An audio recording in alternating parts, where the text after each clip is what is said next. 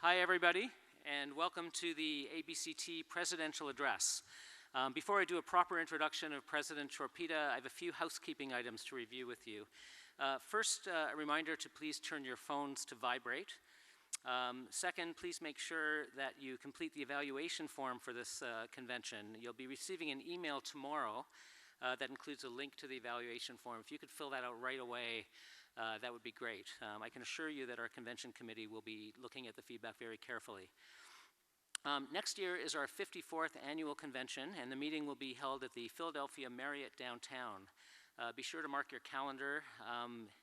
The convention will be November 19th to 22nd, 2020. Tonight, a reminder to please come to our Saturday night party. We have a fabulous DJ, and you can use your free beverage ticket. It's on the back of your badge. The party starts at 10:30 in this ballroom. We also ask that you please stay seated at the end of Bruce's presidential address. I'll be presenting Bruce with a plaque on behalf of the association for his leadership and innovations as our president over the past year.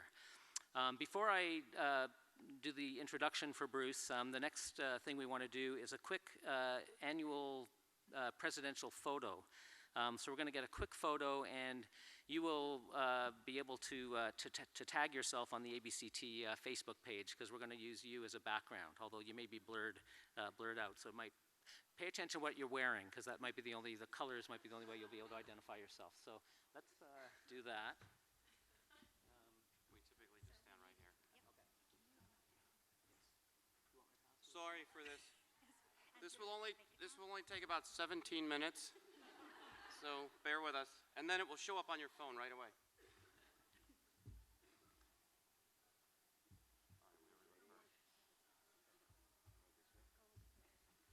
Oh, other side. Good night.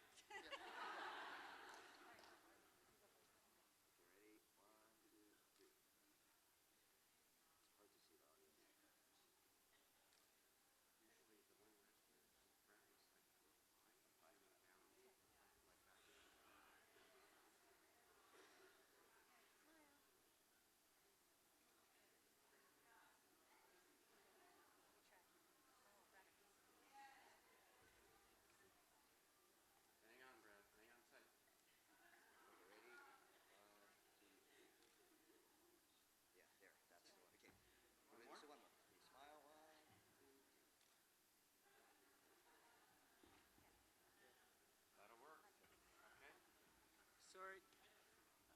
Somebody in the audience blinked. We're going to need to retake it. Okay. We're ready to go. Thank you very much for coming. It's an honor and a privilege to introduce Dr. Bruce Chorpita, who will give his presidential address in a few minutes. I want to speak a bit about Bruce, and not only what he's done, but also a little bit about who he is and where he's come from. So Bruce was born in New Brunswick, New Jersey. So I don't know if those are New Brunswick fans or baby picture fans. He was born in 1967. You can do the math. He spent his early years in Sayreville, New Jersey. And in 1975, while in second grade, Bruce moved along with his family, his parents, his brother, his dog, his bell-bottom checkered pants, to Radnor, Pennsylvania. I don't know a lot about the next few years, so I'm going to sort of skip ahead to college. I know that in between second grade, at some point in between second grade and college, Bruce looked like that. And I have to say, everyone of my generation has a photo that looks like this, so including me. So we're just not showing it tonight. Bruce, over the next little while, actually one other thing I do know about Bruce during this period before starting college is Bruce had his first job. And I assume this first job happened in high school, and there's a little bit of controversy around what that first job was. So I got information from a couple of Bruce's postdocs, and the first postdoc said, I believe that Bruce's first job involved wearing a hot dog costume to advertise a fast food place that served hot dogs. So this is Bruce here in his hot dog costume. But there was some controversy around this. Another one of Bruce's postdocs said that Bruce's job was to dress up as Nathan of Nathan's Hot Dogs He wore a 1920s-style Coney Island suit and top hat, carried a cane, and escorted a giant hot dog around the mall.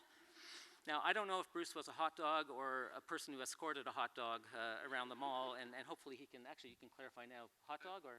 It's much worse not to be the hot dog. Okay. Because everyone recognizes you, and it's awful. I Okay. was the top hat. He was the top hat, okay. And which I don't know if people could hear in the back, but he says it's much worse to be the guy in the top hat than the hot dog guy, because everybody can recognize who you are. So I guess the hot dog guy didn't have his face sticking out like this. Okay. I didn't have all of the information that I needed for this introduction, so I've embellished a little bit. So in 1986, Bruce began his undergraduate training at Brown University, majoring in psychology, apparently because everyone else in his family had studied math or computer science, and he wanted to be different. At Brown, he studied hard and did well to get into graduate school, but he also dabbled in other interests. He had his sort of rock star period at Brown and his sexy acoustic folk guitarist period as well. It was at Brown that Bruce also. I've been rehearsing this, and in my hotel room there's no laughter, so it's nice to know that some of this is getting a reaction. So this is Bruce and his current wife Catherine. They met as undergrads at Brown University as well. In 1991, Bruce began graduate school at SUNY Albany, where he eventually ended up working with Anne-Marie Albano in Dave Barlow's Anxiety Lab. And this is Anne-Marie and Dave from those days. I happen to have been a graduate student at SUNY Albany as well, and we overlap by a couple of years, so these are some old photos that I had taken back then. This is a photo of Bruce's cohort in grad school, and for anyone who was at Albany, you might remember Bill Simmons in the background, one of our professors. Applause for Bill. This is another photo of Bruce that I found in my collection from back then. So those are the grad school days. Bruce also got married in grad school. This is his some wedding pictures with Catherine. Of course, Bruce had his guitar there as well. Bruce excelled in graduate school. So two of Bruce's highest impact, most cited papers were papers that he worked on in graduate school. And so he's a real star in grad school, but he also had hard days, like we all do in graduate school. And fortunately, Dr. Pepper was there to get Bruce through the rough times. And according to one of Bruce's former students, Bruce loves Dr. Pepper. While working on his dissertation in grad school to stay motivated, Bruce wrote to Dr. Pepper to complain that he had never won a Dr. Pepper contest. And the company then sent him several complimentary cases of Dr. Pepper, which got him through the rest of his training. He completed his internship in Jackson, Mississippi. This is Bruce celebrating his 30th birthday in Jackson. And it was also in Jackson that he began his decades-long friendship with Eric DeLayden. Bruce and Eric used to sit around and talk about how great it would be if they worked together at some point, if they could work together to transform a large mental health system, maybe even a statewide system. Having no idea that one day the two of them would do exactly that. And this is Bruce and Eric here. In 1997, Bruce completed his PhD and joined the clinical psychology faculty at the University of Hawaii, where he would spend the next 11 years. From 2001 to 2003, Bruce served as the clinical director of the Hawaii Department of Health's Child and Adolescent Mental Health Division, where he led a reform initiative that doubled the effect size and cost effectiveness of mental health outcomes for all youth served by the state system. In 2008, Bruce's lab and his family, you can see his lab at the top and his family at the bottom there, moved to Los Angeles, and Bruce joined the clinical psychology faculty at UCLA.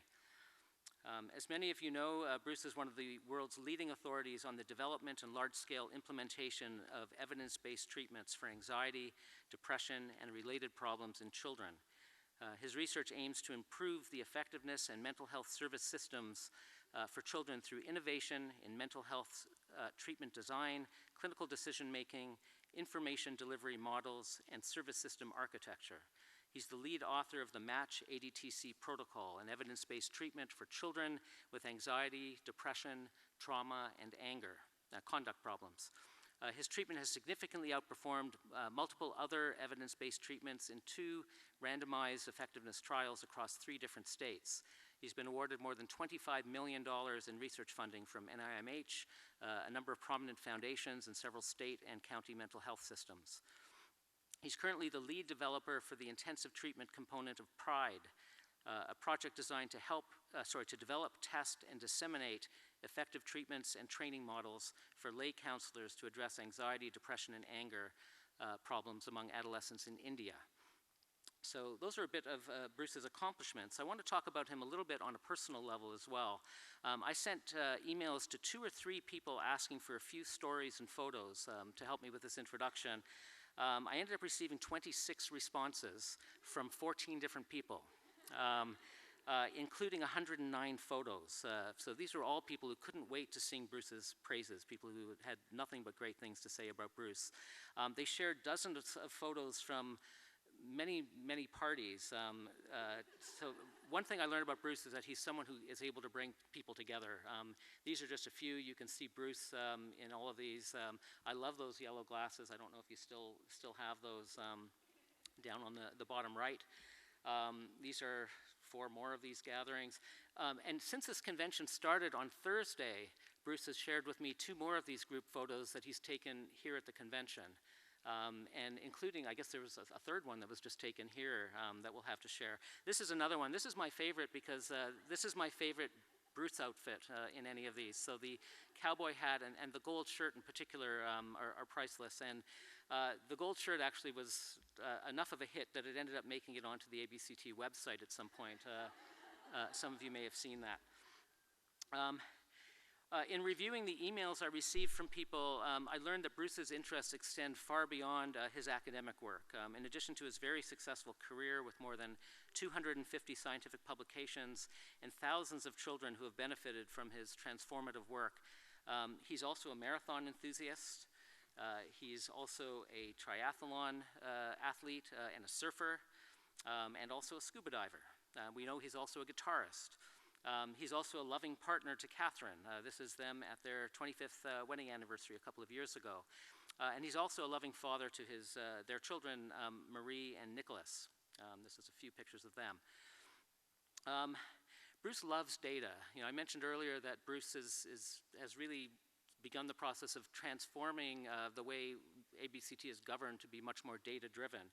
And Bruce's students love data as a result of having worked with him. One of his students, Chad Vesutani, who's sitting over here in the 2nd row, what he did is he took these 26 emails, because people were copying one another on these emails, and did a content analysis of these emails. And identified 15 themes that ran across these emails and graphed them and labeled them. Now, I know you can't read this from where you are, but a few of these themes included, so these are just comments that colleagues and students and former students made. So he called these themes Bruce elements. So these are some examples of some of the Bruce elements. I know I'm using too much time, but what are you going to say, right? You're saying too many nice things about me. I figure... I figure I can if I can ever get away with it talking too long, it's probably now. So anyway, so Chad graphed these, and some of the elements that he identified were spreading positivity, fostering family, creating traditions, innovation and vision, building others' strengths. And then when you get down to the bottom, they were a little bit more idiosyncratic, so things that maybe came up once. And one of those was encouraging others to join a high school wrestling team to collect data. So I have no idea what that means, but I assume there's a story there of some kind. In my own work with Bruce on the board, I've been impressed with his vision, his commitment to applying evidence-based principles to ABCT governance. I've found him to be a really inspiring leader, a really creative leader. His passion is infectious, and he's just been amazing to work with. He also has a great sense of humor, which I'm sure you'll see in his talk, which made the work more enjoyable. It's now my pleasure to introduce Dr. Bruce Chorpita, who will give his presidential address entitled Increasing the World's Therapeutic Intelligence Through Strategic Alignment of Individuals, Institutions, and Industries. Please join me in welcoming Bruce Chorpita.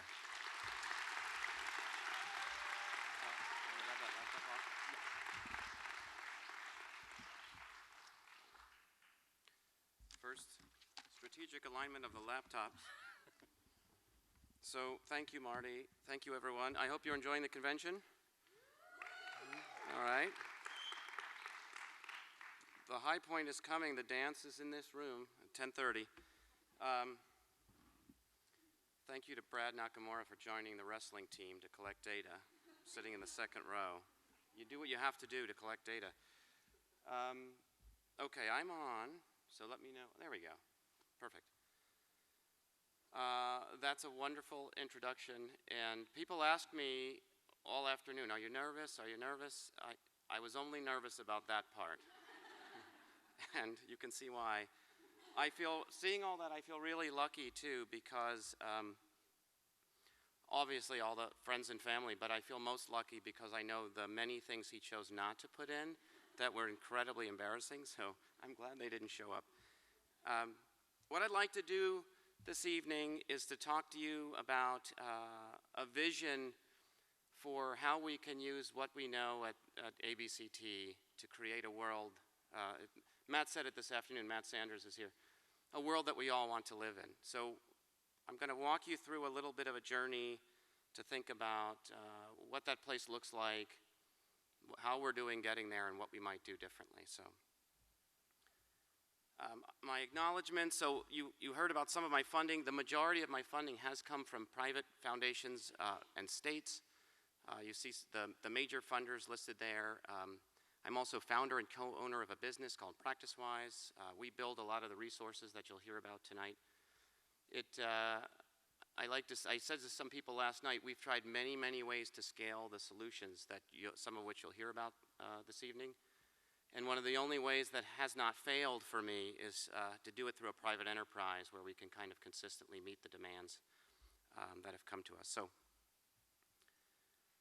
some acknowledgements. I have a list of people to thank here. I have several pages. This is the entire talk, by the way. I have several pages. Everything that's happened has been the result of a team. So first I want to thank my program chair and associate chair. They have, I hope you like the program. You do please fill out the evaluation, especially if it's good. If it's bad, you can put it aside. But we do want to get your feedback. And they put together a fantastic program, worked very hard.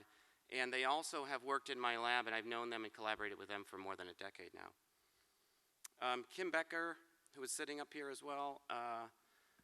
Many of the ideas, sure, why not? Many of the ideas that everyone's giving me credit for, oh, you did this new thing for ABCT and that for ABCT. So we're collaborating on a grant this year, and every time we get on the phone, she has some new idea for ABCT that I take to the board. So if you're upset with all the innovation, actually, she's sitting right up here. So many of the ideas, things that you're seeing, like the voting moving to November, for instance, came from her, as well as some of the things you're going to hear about in the talk today. So I'll present some data from a project we're working on. Anne-Marie Albano, I know, is here. She'll get a shout out. There she is. I learned CBT from Anne-Marie Albano. So what you'll see, well, it may not become completely transparent. So I want to make the connection that the way we think about solutions and the way we've approached trying to do clinical practice a little bit differently came from things that I primarily learned in my second, third, fourth year of graduate school in terms of taking multiple manuals and putting them together in creative ways, which we eventually kind of formalized. You'll hear about that in a moment. I also learned some of this from Ron Drabman. He was my clinical training director, a great mentor, and I like to say he gave me a 1-year crash course in how to live life. Those of you, anybody here from the Jackson internship? Yeah, we have some people here. So he used to teach a class about everything, basically. It was a course on life, and I'll talk about him again in the talk. I want to thank Marty for providing pictures of Ron Drabman. If you Google Ron Drabman, you will not find him. It is easier to find pictures of Bigfoot and the Loch Ness Monster. He's very hard to find, but he's beloved. I also need to thank David Barlow, my mentor, for vision mentorship, his modeling entrepreneurship, and the scientific training that I got in graduate school. And then you saw in many pictures already, Eric Daleiden for, and I'm just saying 20 plus years of everything. friendship, helping me think more clearly, challenging my ideas, adding to ideas. Half the ideas, maybe 80% of the ideas you're going to see are from conversations with Eric, or just Eric telling me to write something down that he thought of. So, and then I finally need to thank my family, who are not here tonight. They're doing the hard work of being a family. They put up with all this stuff that you saw in Marty's slides and more, and especially the past 2 years that have been absolutely wonderful. So, anyway. Here are the other folks I need to thank. I can't go through this list, but basically, if you're not on this list, I think there's only 5 or 6 of you in the room who might not be on this list. I owe so many people thanks. I'm just listing all the friends and colleagues who have either participated in the program or to the work you're about to see, all of my students and postdocs and RAs, and from the labs I collaborate with, the Dissemination Action Group I've been working with this past year, the ABCT board, and the key players that I've worked with in the central office. I also promised the fun run people who got up at 6:30 to run, I put their picture up here, so thank you for that. Okay, so I need to pause for just one moment. Hang on one second. And I need glasses. Oh, that's interesting. This now begins the talk part as soon as I can get into presenter mode.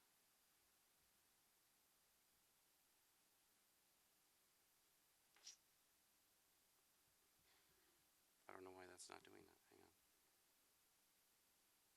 There we go. That's what I needed. Now, is it coming back through? Here it comes. Okay.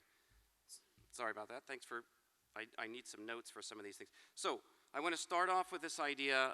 This is a quote I like to use to inspire us to think a little bit about where we're going. To tackle large social problems, we cannot be intimidated into working at the fringes or allowing ourselves to feel satisfied with small steps forward. So I want to focus on this: we need big leaps for humanity. And this next part: we are equipped with more information and material resources than ever before in history. So that's what I really want to focus on tonight. We stand at a place where we know more. We have more RCTs, we have more evidence-based treatments, we have more studies on how CBT works than we've ever had in our lifetime.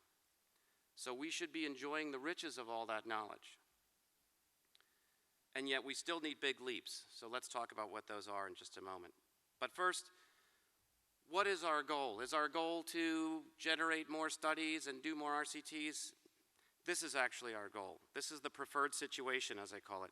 It's to transform lives. It's to create a world we'd like to live in, to build healthy families and stronger communities, alleviate human suffering, and to enhance health and well-being through science. And that last, you'll recognize, I think now, thank you for signing the mission wall if you did, that last one represents the mission of ABCT, using science to make the world a better place.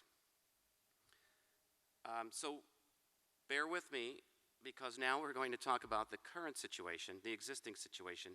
You might guess from this slide, this is not the fun part of it, but it's going to be uphill after this. You've seen all this before. We know 20% of the world at some point has a mental health challenge. We know that most people with mental health needs receive no mental health services at all. The vast majority of care that people do receive, if they get it at all, is not evidence-based. About half of those who do receive evidence-based care drop out of that treatment. We have an insufficient workforce to meet the world's mental health demands. And the global cost is estimated to be about 1.15, well, in a recent paper, 1.15 trillion. This morning I saw another review that put it over 2 trillion. This is where things are at a time when we are equipped with more information and material resources than ever before in history. So we have to ask ourselves, how is this possible? And so this is a great paradox, and I want to go back. So I told you I'd already make you feel better, so this is going to make you feel a little better. Yeah, doesn't that feel nice now? Oh, get rid of that other picture.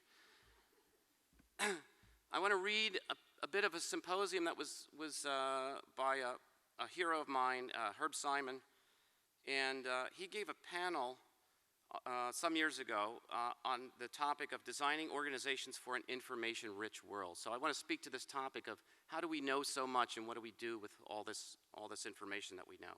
He told this story. I'm going to read the story verbatim. It goes like this. Last Easter, my neighbors bought their daughter a pair of rabbits. Whether by intent or accident, one was male, one female, and we now live in a rabbit-rich world. Some might even describe it as a rabbit-overpopulated world. Whether a world is rich or poor in rabbits is a relative matter.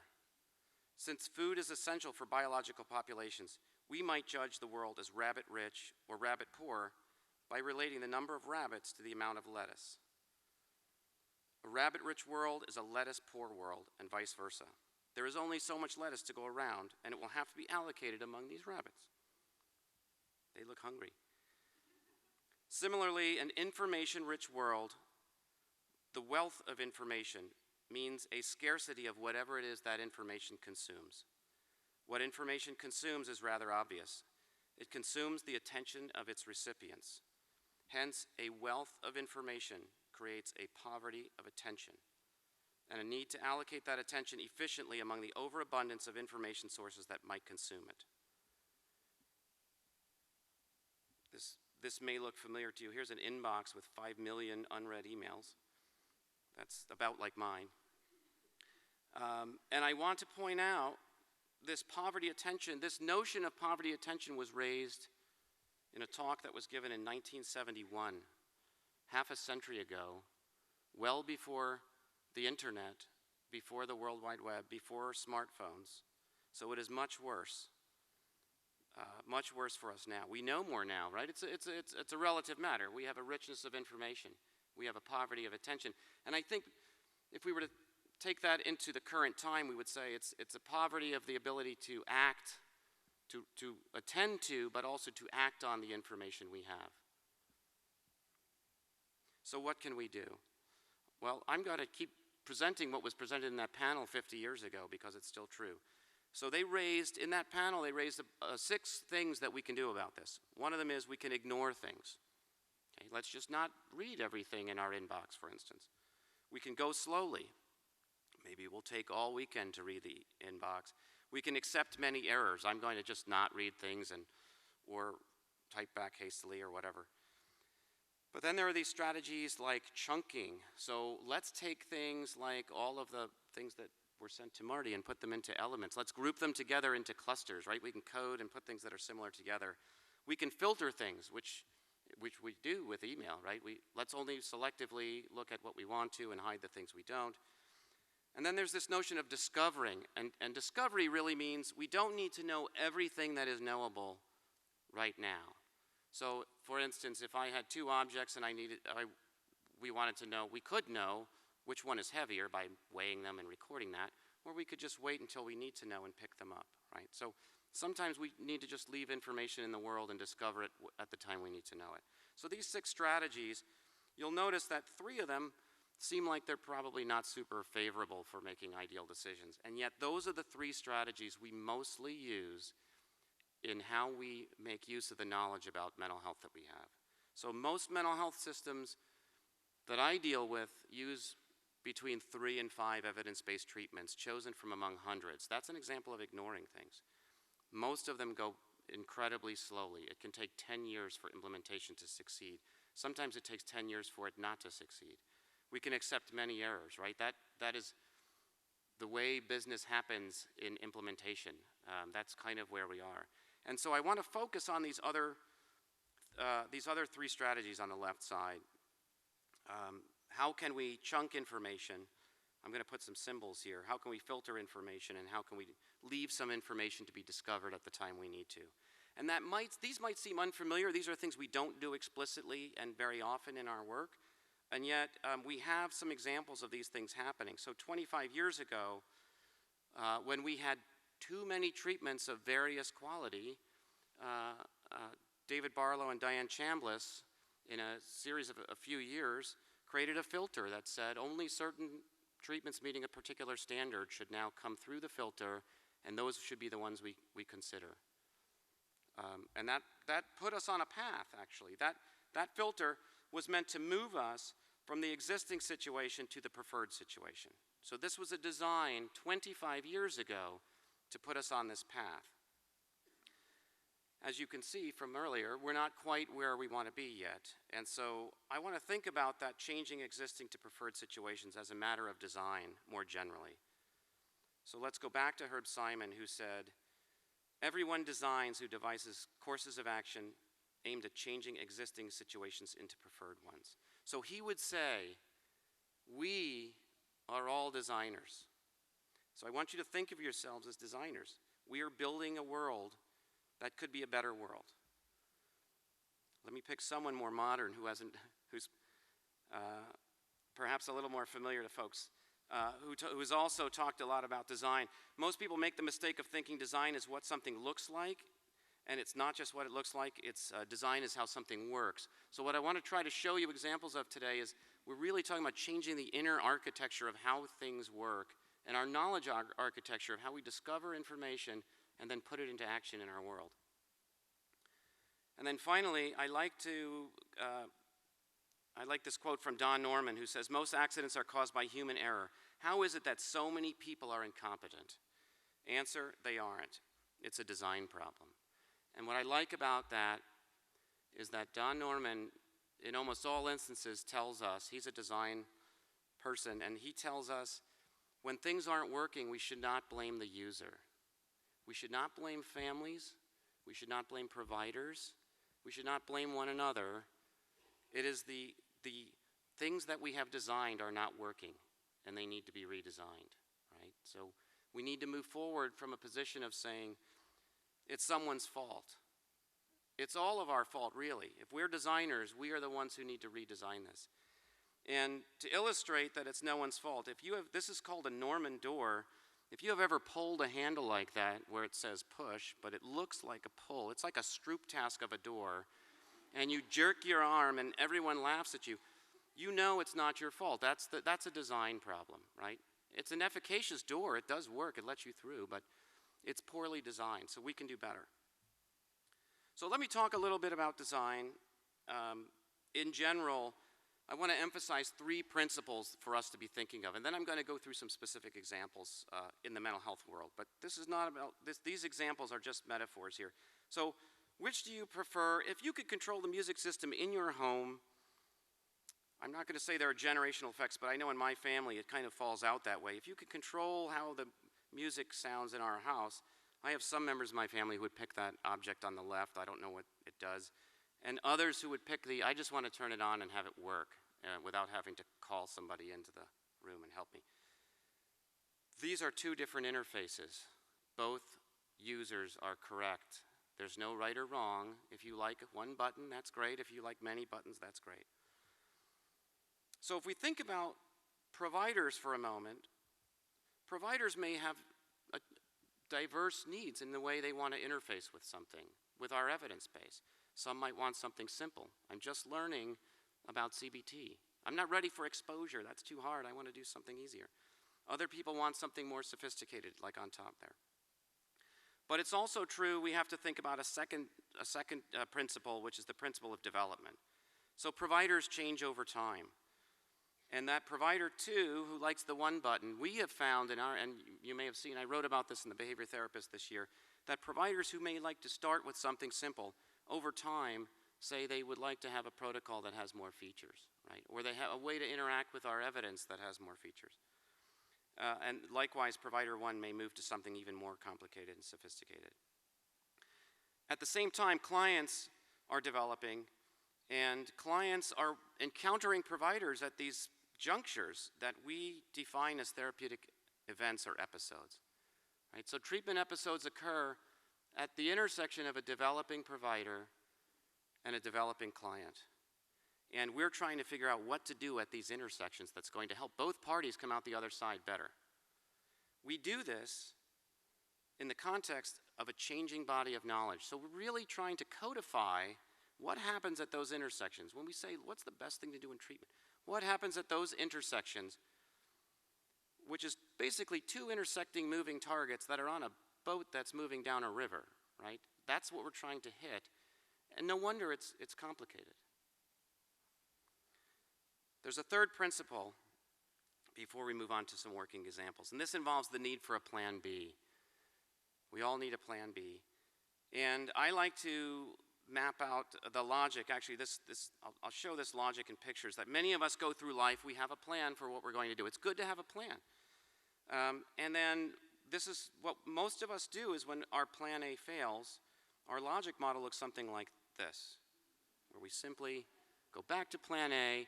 If you've ever put money into a parking meter twice in a row, or keep putting money into or keep pushing an elevator button that's broken, you know what I mean with plan A fails and you keep doing it, right? So this is something that happens if you don't have a plan B.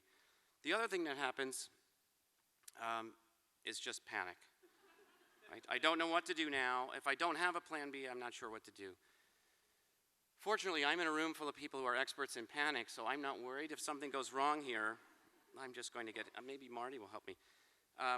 We have good data on this from looking at, so Karen Guan has published about 6 or 7 papers now on looking at this phenomenon in treatment sessions where something goes wrong by surprise. And it turns out, without a plan B in place ready, providers either try to continue to move ahead and fumble and struggle, or they go into a mode of improvising and going off script and not knowing what to do, which actually lasts for multiple sessions, believe it or not. So it's a real phenomenon.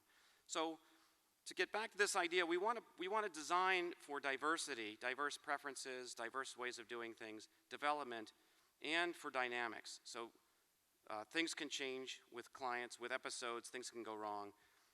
And things can go wrong with providers. In a previous talk I was listening to, people were saying about how halfway through training somebody might take a leave or be sick, or they have a child or something like that, or they change jobs. We need to be able to deal with these dynamics because they're not error and they're not something you rule out of a study. This is life. Life is full of plan B. Okay, so I'm going to give 2 working examples. One is from service systems. One of the things we had to, so you heard Eric and I were doing things in Hawaii trying to build a service system that wasn't working very well when we got there, in short, and we tried to make it better. And one of the things that you do, particularly if you're fresh out of graduate school, is think, how many EBTs can I get up and running at once to fix this problem, right? So I thought, we'll just get a whole bunch of them up and running.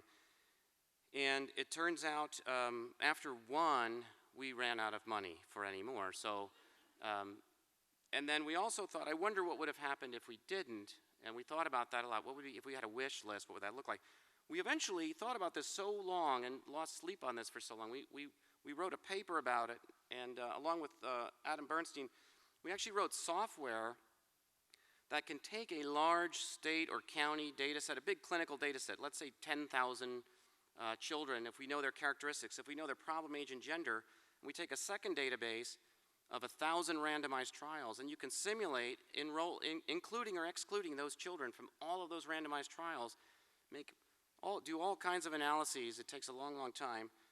And you can find out, if I could only afford 2 treatments, which ones would serve the largest portion of the population? Or if I could only afford 5, which would be the best 5 that cover the most families in our population?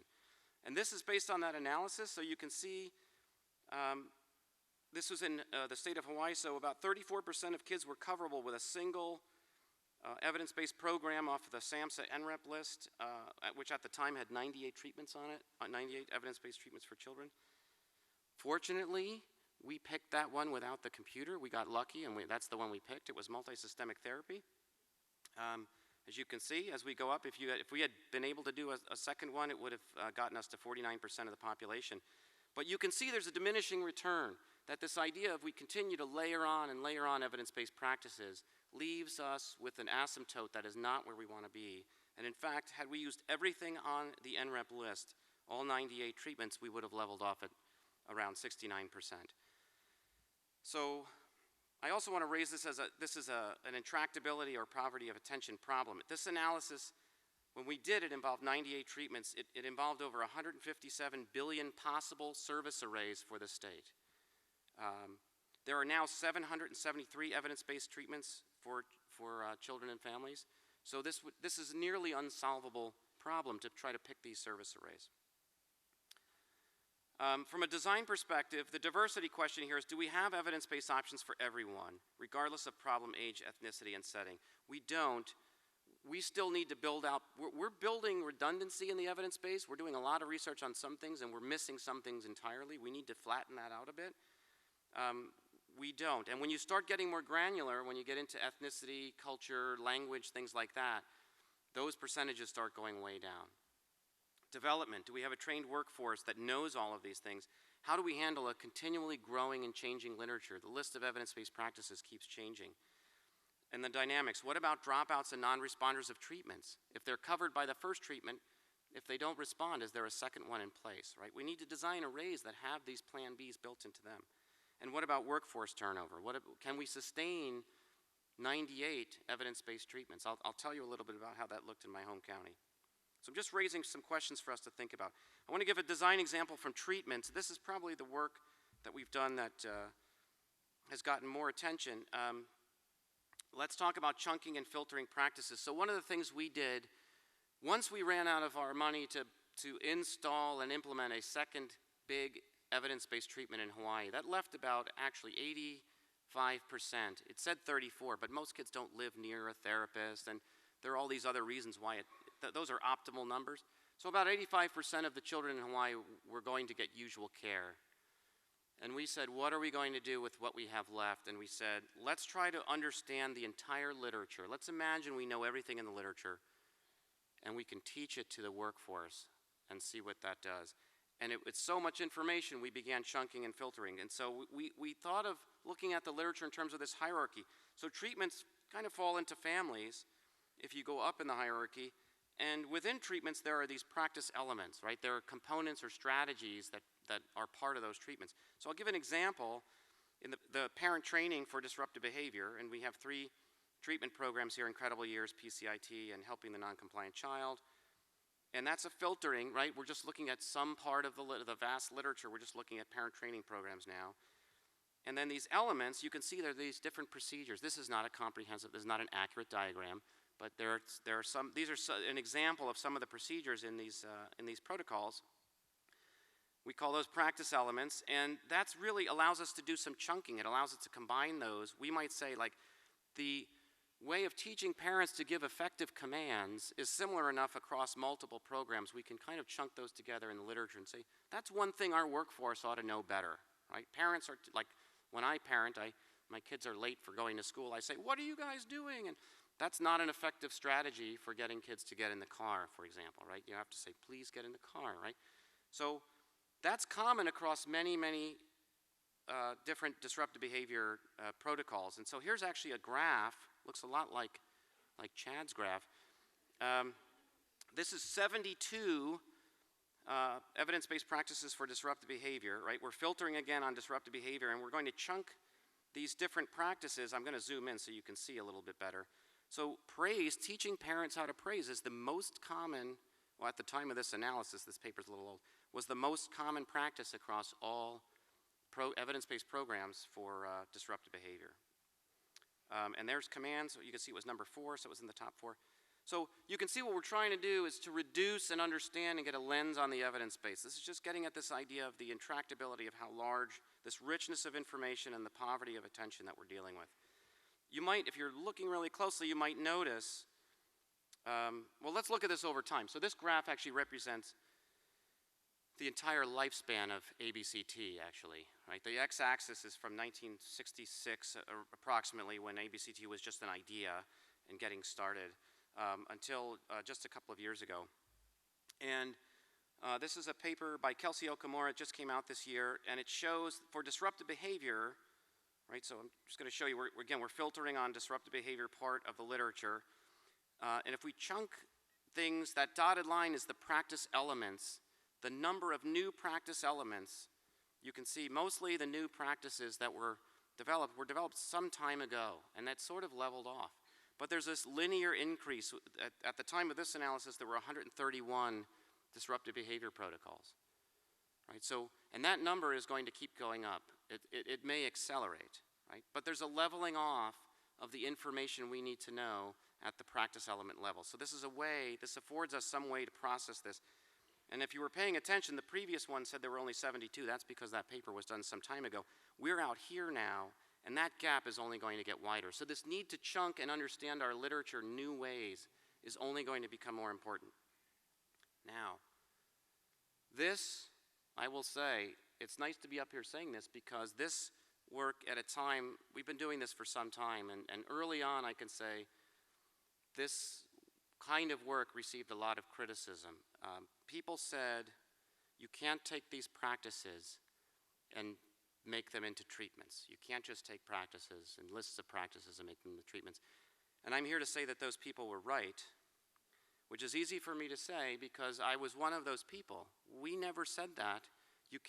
We agree you can't take these practices and just have them turn into treatments, right? I'd like to show this picture and say if you were to come by and visit my presidential suite, it's lovely by the way, come visit.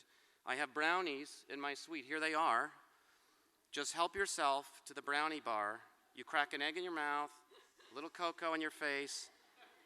It's fabulous.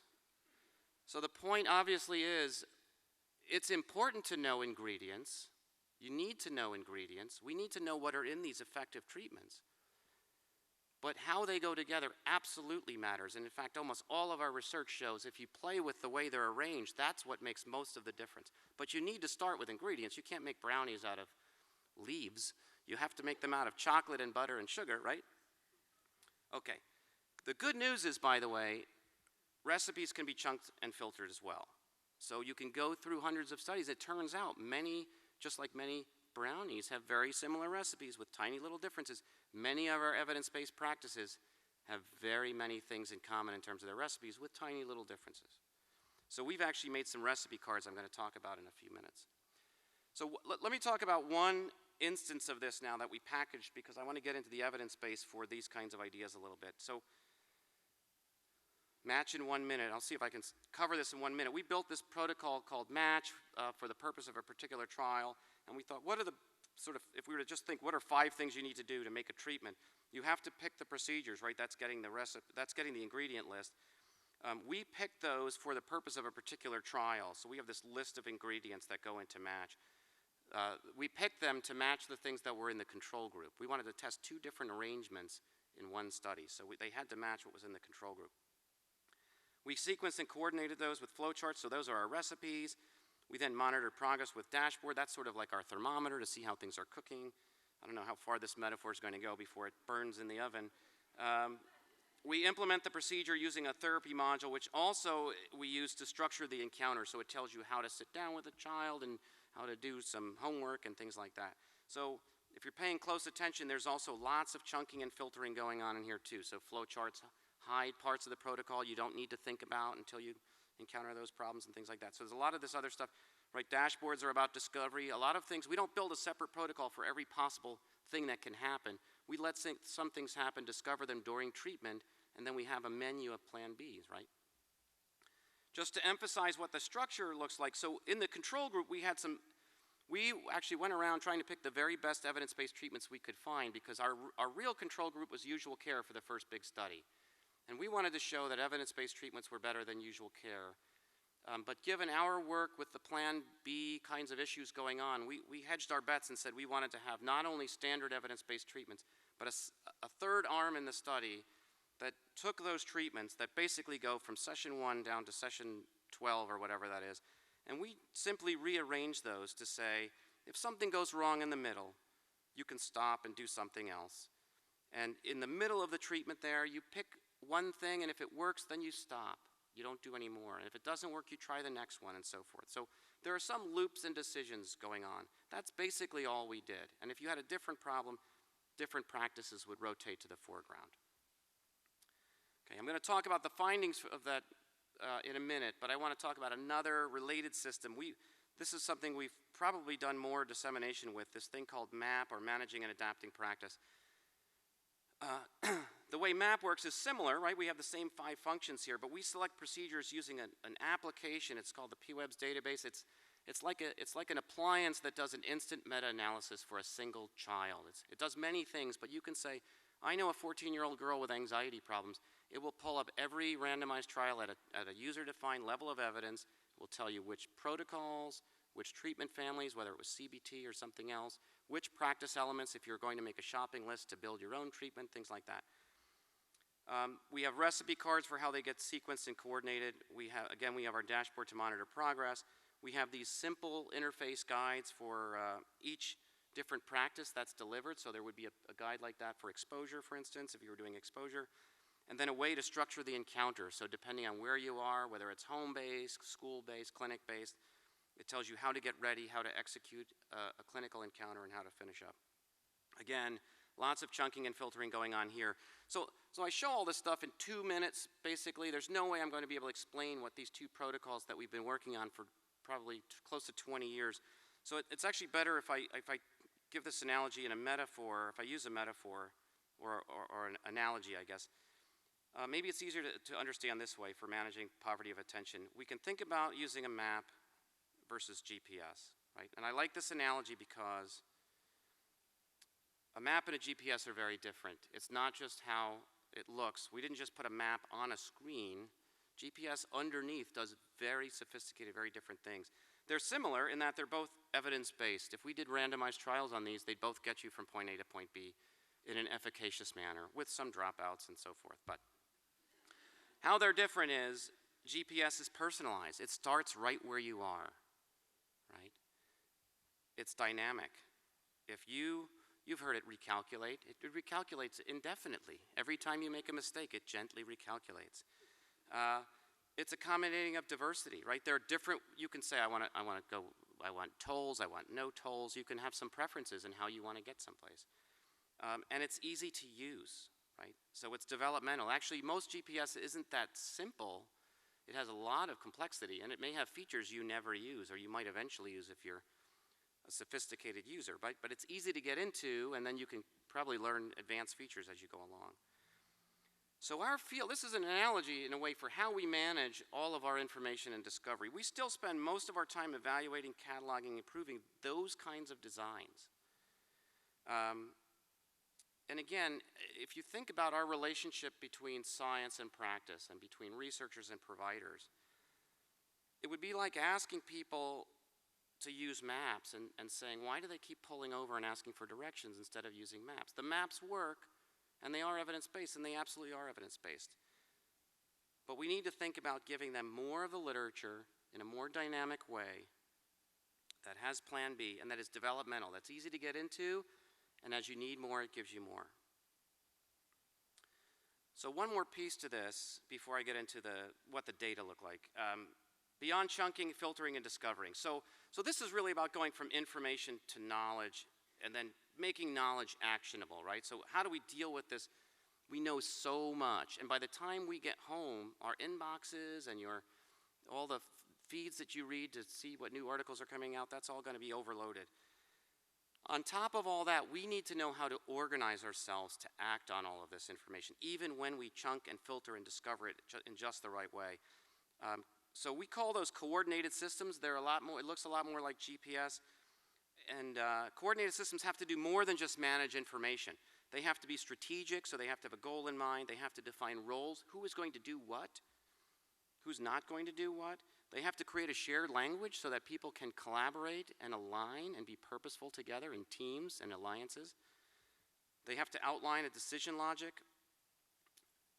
They have to know how to connect. So what are the decisions? What are the big decisions we face? The what ifs. What if treatment doesn't work? How do we know when treatment is over? All those kinds of decisions. How to connect knowledge sources to those decisions. And they have to self-correct. So to feed back to us what's working, what's not working. So we need to build systems that look more like this because our evidence base in 5 years will be so much larger than it is now.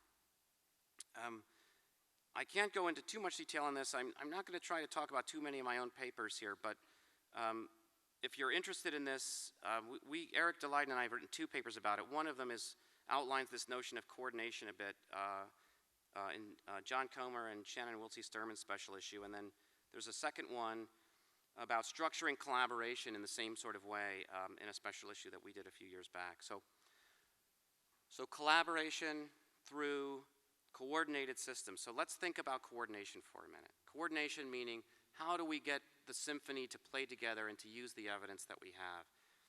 I'm first going to show you the bad news. What happens when we don't coordinate? I'm going to give you a system view first. This is from Elena Park's paper on what's happening in LA County. We looked at 60 LA County DMH-served youth. LA County implemented 32, well, they supported the use of 32 evidence-based treatments for children. I think that might be a world record, I'm not sure, but if you ask people who worked there, it was overwhelming. It was overwhelming. The treatment content was reported to us in this study by providers session by session, and what we found, you're looking at the results right there, we found that most youth did not receive an EBT as designed. So let me unpack this just a little bit. So let me focus on that red band, that off-label EBT. That off-label means using an EBT for a problem the child does not have.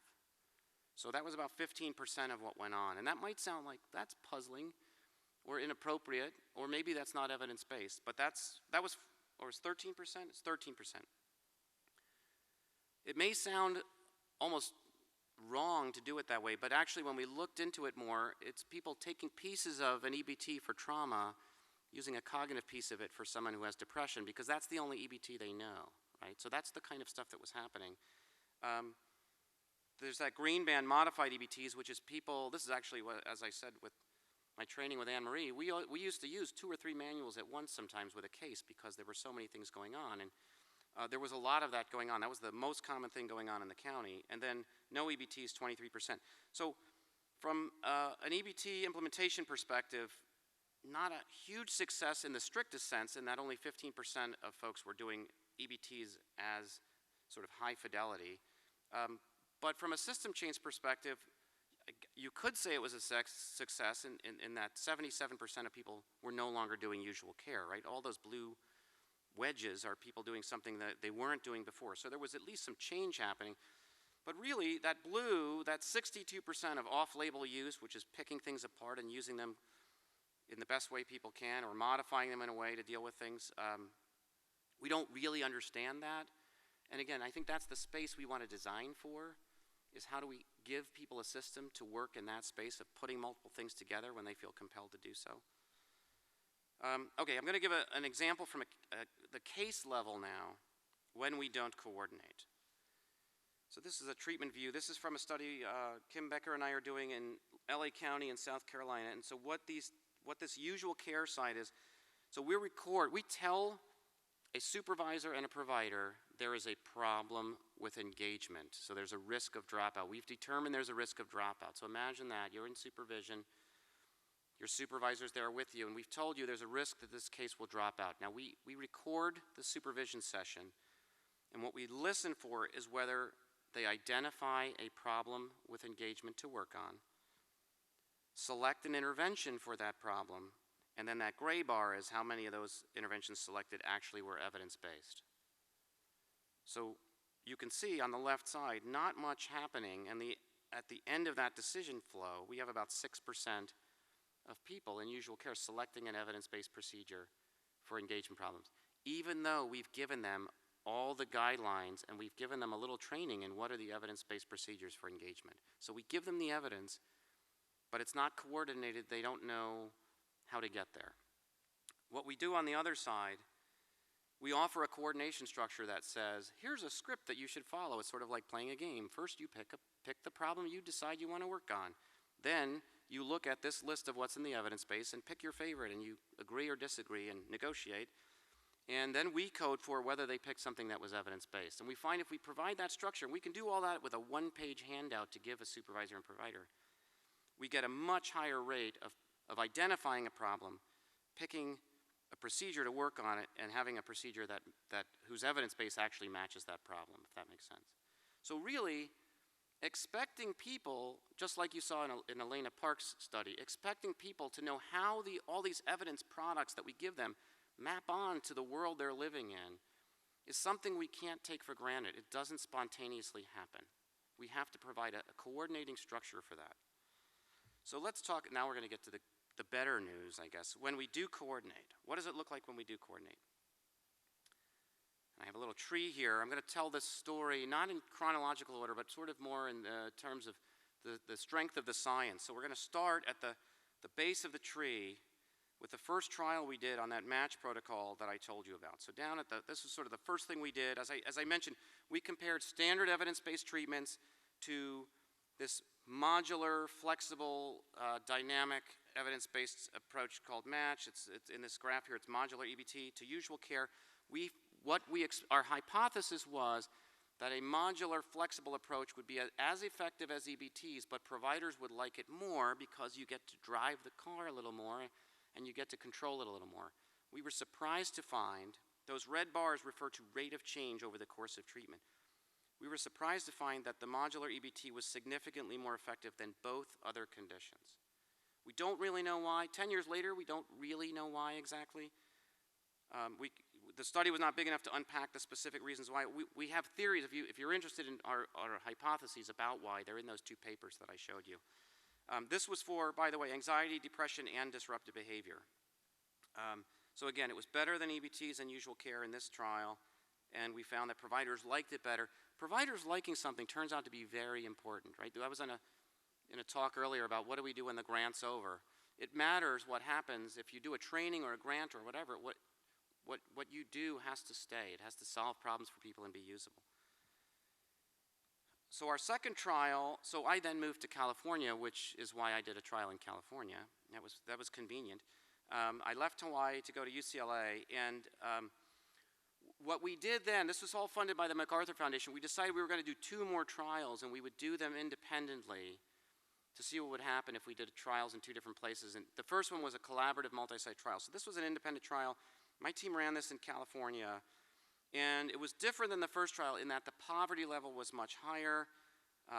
The minority composition of the sample was much, much higher. It was about 85% Latinx sample. Many children in the child welfare system, about a 60% prevalence of trauma, instances of trauma in the youth that we served. Many of the families were homeless. So this was a very challenging sample we worked with. Our control group was that 32 evidence-based treatments implemented by the county, going out to developers and having people come in and sponsor trainings. So you can think of this as EBTs implemented as usual. This is how a well-funded, LA County had a lot of money at that time, a well-funded county implemented multiple EBTs in our control arm. And again, what we found was a single coordinating structure that tells a provider what to do when, delivers what you want and filters out what you don't want, gives you a plan B and so forth, had a significantly higher rate of change, rate of response relative to providers in the green bar group who were given a variety of EBTs. Now, you might wonder why, but if you look back to the Elena Park paper, it's because people were struggling to make sense of the 2 or 3 or 4 they had been trained and how they worked together, right? So this simply organized it. I think that's my idea, is that I think it simply organized it a little bit better. There are really 3 components, by the way. I didn't really lay that out, but this MATCH program is more than a manual. It actually has a manual. You really need to use it with a dashboard to know what to do when. And then there's this higher level kind of process management piece too, that sort of team coordination of how do we pick cases to supervise, who does what, when, that kind of stuff. So in both of these first 2 trials, it was tested that way. There was then another trial done in Maine. This trial was just published this year, and I want to point out they used 2 of the 3 components. They did use the manual, they used the feedback system, but they didn't have the same kind of case selection, case management, process management controls we had in the first 2 trials. You can see in this trial, so I'm presenting the good news and the bad news, or it's all news, it's all discovery. This trial did not, in this trial, the MATCH program did not perform better than usual care. I actually take this to mean even more so that coordination is that subtle, important secret sauce. That's that thing that if we don't pay attention to it, we don't get that extra effect that we're looking for. So it was not better in this case than usual care. Since then, Dan Sharon has looked at MATCH in another implementation in Boston through Judge Baker Children's Center out of Harvard Medical School. And this was an open trial, so this is up in the tree now. We're up in the branches, we're looking around. And what Dan and his team did is, this was the first trial I was a little bit involved with, but I wasn't on every phone call. I wasn't on the main trial, and this one I was not going to be on every phone call either.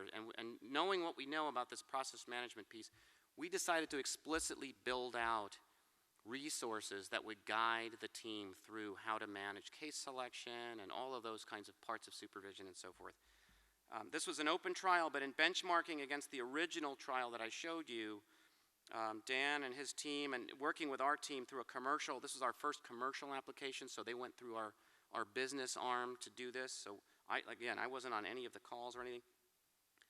We found that for child outcomes, this implementation got better outcomes than the original randomized trial. And it was as good, it was tied for caregiver. So thanks to Dan and all of our team, a lot of you are up in the front row who made that happen. And then one day I woke up and looked at my email and someone sent me this report from Connecticut. So this is how uninvolved I was. I know some training had gone on in MATCH in Connecticut some years ago, and literally this was just published in September. It's another open trial. It hasn't gone through peer review, so it's way up in the branches, but I'm told it will eventually go through peer review. But I was excited by these findings. I had nothing to do with them, and they just came in by surprise to me. This showed that what they looked at in Connecticut was 46,000 youth, about 14,000 of whom received evidence-based treatments.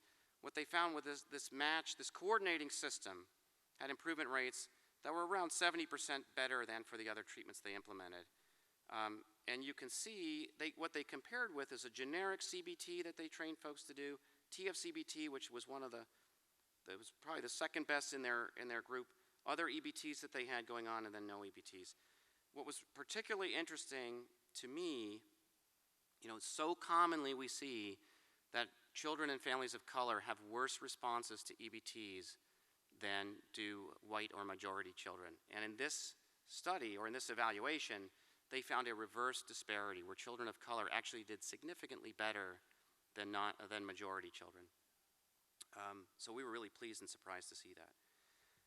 Now let's get down into the roots of the tree. Where did all this come from? So MATCH actually came from some of the work we were doing back when we weren't scuba diving in Hawaii.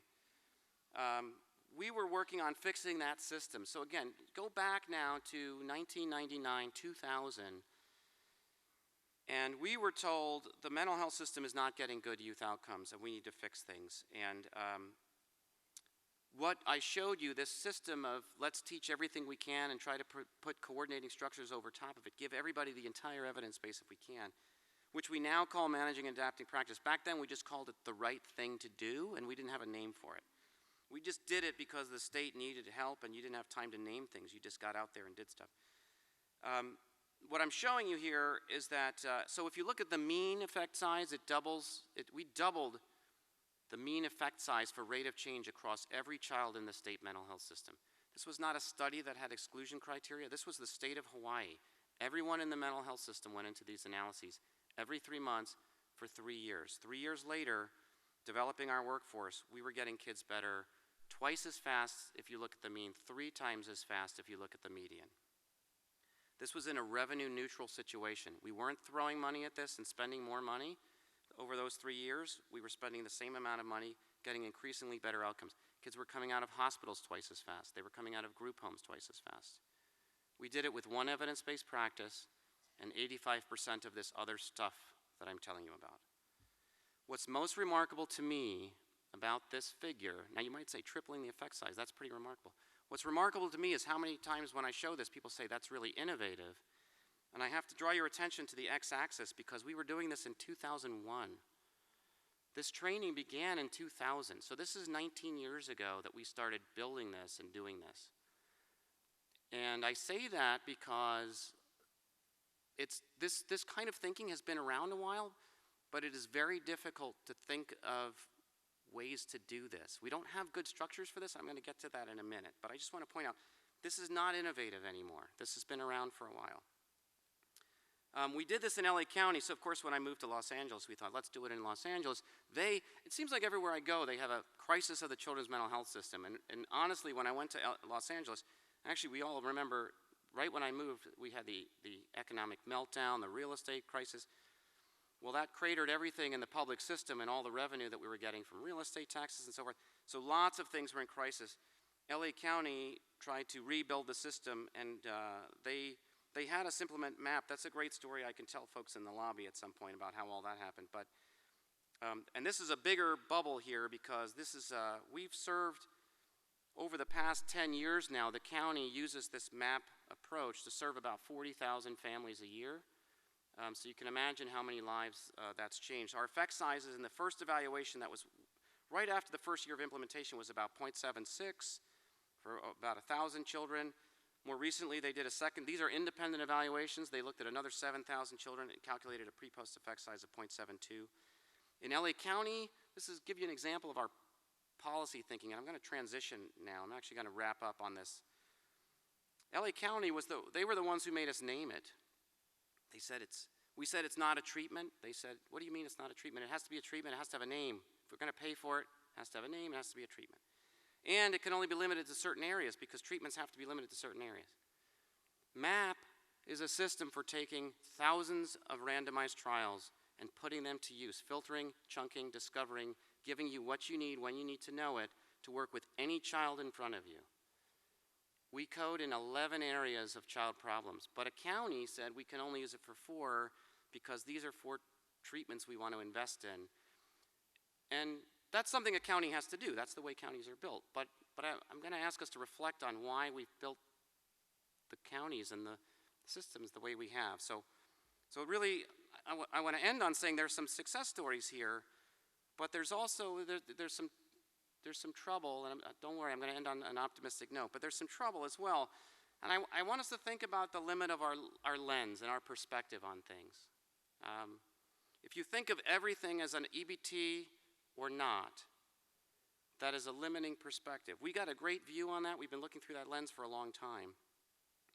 But there is a lot of things that are going on with discovery. I learned something every time I walk into a room this weekend that could be used Monday in treatment, but if I had to wait for it to be in an EBT, I could wait 15 years for that to show up. But shouldn't I be allowed to use it Monday? So we need to think about how we take what we discover and put it into action. We need to build systems to do that more quickly. So these are points I want to make. MATCH was not designed to be another treatment, so I'm not here to say MATCH was better than EBTs. MATCH is an example of a concept that we can take the literature and organize it differently and get better results from that.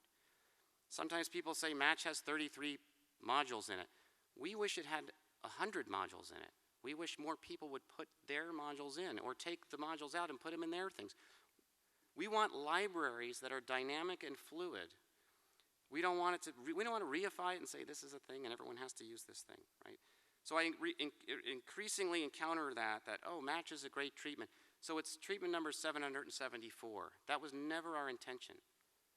We want to wield the evidence base in a different way. Likewise with MAP, it's not even a treatment at all. I should have a t-shirt that says MAP is not a treatment for all the places I go where they say, I'm so excited to learn MAP as a treatment. MAP has educational components. It has supervision components, it has administrative components, and yes, it has something that builds a treatment for you if you need to build a treatment. It can also find you EBTs if you want to pick an EBT off your shelf, right? So it does a lot of things. I also want to point out this myth of either or that we keep coming up against. So we talk about this approach. We have transformed many, many lives in the county I live in. My chances of having my car stolen are lower because of what we've done in the last 10 years in LA County. Right? My chances of encountering a scared child in a grocery store are lower because of what we've done in LA County. These are good things, and it doesn't mean there's not room for EBTs in that space. That's another thing we never said. We always are looking at many ways that evidence can work together. LA County is a high-functioning system. It has 45% of what goes on is this coordinated system, and the rest is people using EBTs when EBTs are appropriate and when they fit. We can do both.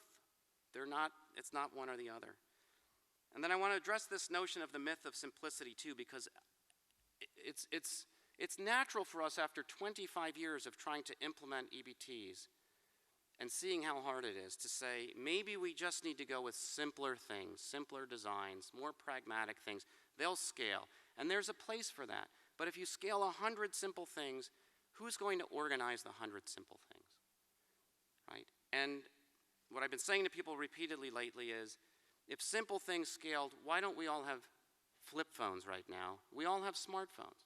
Smartphones are much more complicated, but they have high utility, they have a lot of diversity, And they're developmental. They're easy to start using, but they have many features if you want to spend time learning those features. So we may need to build systems that are actually less simple, but just look simple to the user, if that makes sense. We need smartphone versions, not flip phone versions of what we're doing with our evidence. It does mean we're going to have to think about ways to work together more. I've been surprised that we don't have 30 or 40 investigators building a single protocol. We're still doing it some other way. So I'm going to transition actually to talk about that just for another minute. I want to ask if you have a few more minutes. Partly because when I step off of this stage, I'm really no longer in the president's role anymore. So I'm asking for a few more I want to savor just a few more minutes of this. And this is me. This is also like, if those of you remember Mr. Rogers, where he'd come in and he'd take off his work clothes and put on his sweater. This is me talking now, not as scientist at UCLA, but me as the person on a personal level, what I think about and what I want to see if this connects with you. So think of this as me talking to you one-on-one right now. It may not feel that intimate in this room, but I'm talking just to you right now. When I think about we live in a world of problems. And what concerns me, and what I think of as the problem of our time, is dealing with what we know, what is knowable and what we know. And so we can think about how in an age of information we seek knowledge, right? If we know so much, how do we take something that's information and transform it into something that's usable, that can help us make a decision? There's a lot of information out there. There's so much information, it's hard to find the good information. Matt Sanders talked about parenting using the internet and how dangerous that can be, because you don't know what you're getting. As more information accumulates, it gets harder and harder to find the good information. I've been saying, we all know if you want to hide a book, you should hide it in a library. It's the hardest place to find a book. These days, if you want to hide a fact, you put it on the internet. Because there's so much on the internet, it's hard to tell. We're living in a world where there can be multiple realities now, right? We all know that. It feels that way. That's a problem of our time, and it's a problem that's getting worse. And even in an age of knowledge, when we can credential information, make it actionable, there's still this notion of coordination of how do we know what to do when, what we think of as wisdom, how do we put it all together? And what's really troubling is that the structures and institutions for scaling wisdom to engineer a better society still seem to be missing or underdeveloped. And it may seem subtle because we're all inside of our institutions being very successful at what we do, but on a bigger scale, we're producing a lot of knowledge that isn't giving us the payoff we want. So let me tell you about some institutions in my personal life to give an example of this. So you may not have heard of any of these, but these are things, for better or for worse, that I use. And I want you to think of them for a minute because their most salient affordances or features are that they help us chunk, filter, and discover what is already there. These are not, well, now to some extent, but generally we don't think of them as things that produce things. They organize for us the things that have already been produced, whether it's shopping for shoes or books or picking out a movie or trying to know what your friends are doing, which friends are doing what, and just trying to find out basic information on the internet. They were all designed to serve this poverty of attention, and they've become immediately necessities in our lives, right? We can't live without them, for better or for worse, and there's a lot of worse, but we can't live without them because they're so much better than the alternative. Some of us are old enough to remember what it was like before Google. You had to know the address you wanted to go to and type in a URL that you got over a landline, I think. You'd say, tell me the thing, I'll write it on paper. It was very hard to find anything on the internet. If any of you are old enough to remember on a Friday night going out to pick out a movie at a Blockbuster, walking around while your family's enjoying a pizza that's just been delivered, and calling you and saying, what's taking so long to pick out a movie? And they're all missing, and you can't find them, and the boxes are empty. And that's what we used to do, right? It's gotten better. It's gotten better. So coordinating vast amounts of products, movies, social contacts, information on the internet is priceless. It's important to us. And when I think about the institutions in my professional life, these pictures might look a little less shiny and new, but it's funders, publishers, health plans, universities, and service agencies. And I ask myself, we're all doing extremely well in our foxholes, but who is coordinating the symphony of how all of these things work together to make what we discover actionable? That's kind of what worries me. So I told you I'd end on an optimistic note, and I'm going to come back to Ron Drabman. This is my beloved mentor, Ron Drabman. And I like that this picture has an umbrella. Ron Drabman was the ultimate mentor. He was a behaviorist, a strict behaviorist, and he was always teaching, by the way. And I like that this umbrella reminds me of a time when we were walking along and it was raining, and he explained to me how important it was to remember to have an umbrella as he popped up his umbrella and allowed me to walk along in the rain and get wet. And he continued to explain how great umbrellas were at keeping people dry. And I knew exactly what he was doing. He was teaching me, not through talking, but through rain. I always carried an umbrella after that. So Ron used to tell this story just before we graduated, and it's a story, I hope it touches you. It's a story I have literally thought about every week for 25 years, ever since I got out of internship.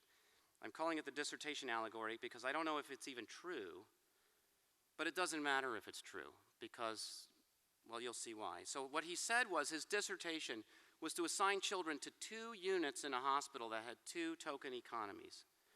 In one token economy, there was a store, and you could spend your tokens at the store. At the end of the week, you could buy little rings and plastic toys and things like that. In the other token economy, there was no store. At the end of the week, we collect all the tokens and take them back.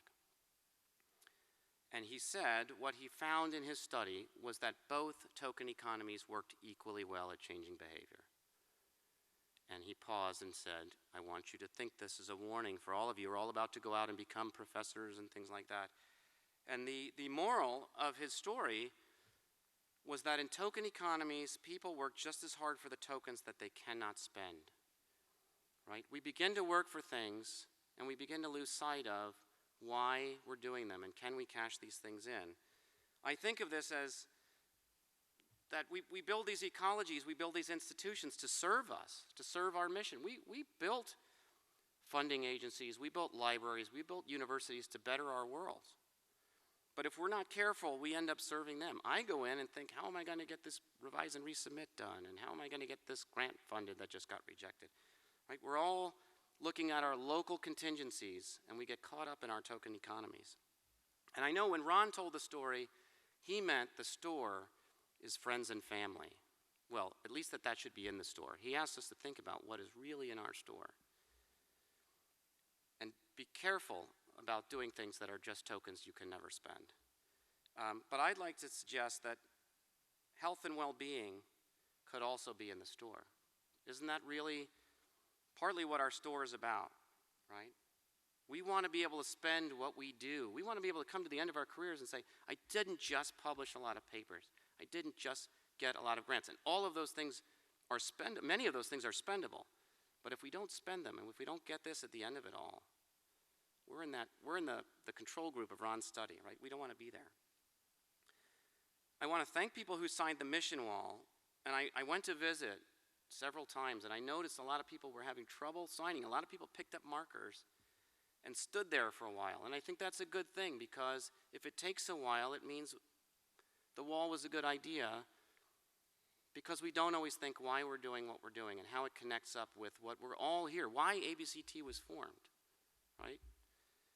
And I'm thankful to Ron Drabman. I feel like I carry that marker in my hand every day because he asked us not to get caught up in token economies and told us we would anyway, but says stop. Every couple of days, stop and remind yourself what you're doing this for.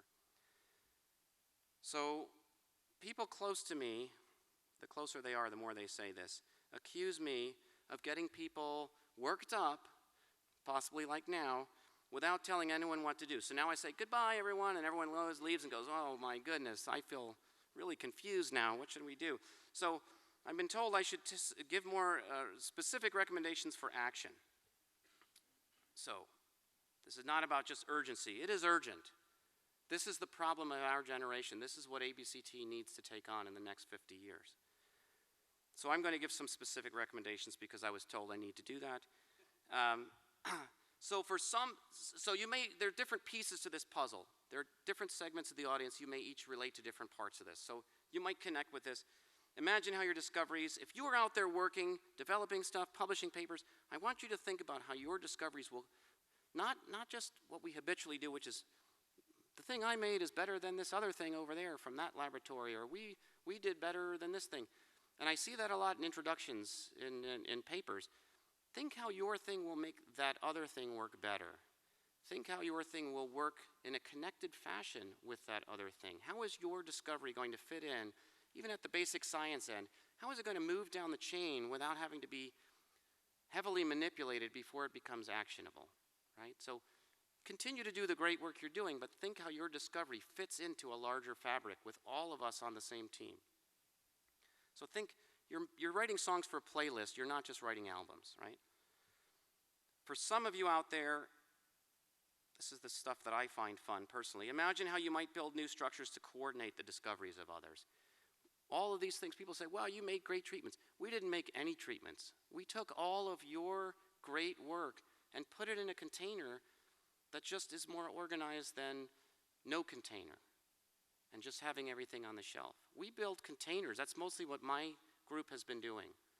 We don't really build treatments. And I think there's a place for that. Our data show there's a place for that. So think DJ. If you identify with that, think DJ and not just being a songwriter, right? That's a little subliminal advertising for what's going to happen later in this room. And then for the rest of you, possibly the more senior folks here, people who control the awards committee, people who control how ABCT works and its bylaws, people who are chairs of departments, people who work at sponsors, funding agencies, people who work in counties and write policy. Think about how you can change our token economies so that we have tokens we can spend at the store. So I'm ending on the note that I think ABCT is the place for this message. We need big leaps for humanity. And I believe this team that we have here, it's over 5,000 individuals, not in this room, but in our membership, this is the right place for this. We have a voice, we have relevance, we have a role here. Behavior therapy, Ron would say behavior therapy has something to offer in all this. And we know, those of us who've done behavior therapy with children, you tell a family to try something, and they say, it didn't work, right? They always come back and say, it didn't work. We know we don't stop there, we tinker. We know how to manage contingencies, make adjustments, and get back on track. That is what is in our DNA at ABCT.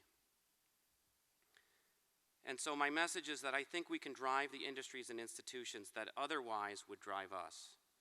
And we can bend them, we must bend them to serve the mission of health and well-being through science. And on that note, I want to say thank you to everybody for a great year.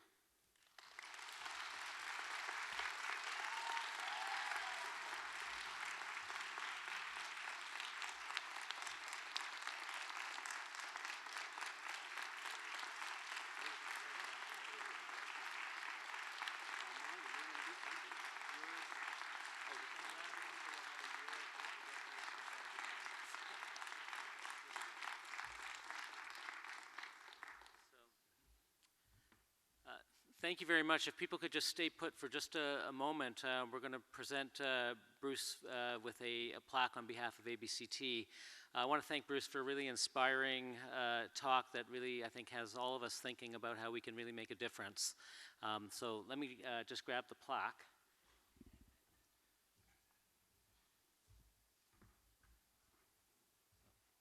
This is for you. Lovely. Thank you. Thank you very much. Now, hang on. So there's one more piece. We usually do when someone becomes president, we usually do that in a hideaway room somewhere on a Saturday.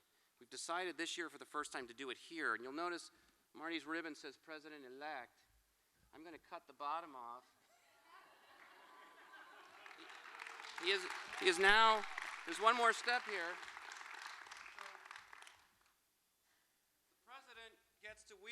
The president gets to wield this gavel. I've had this gavel for a full year. It is fantastic for ending conversations with family and friends. It's it's wonderful. Even on a cell phone, you can hit the cell phone and conversation over. I'm turning this power over to Marty Anthony, our new ABCT president.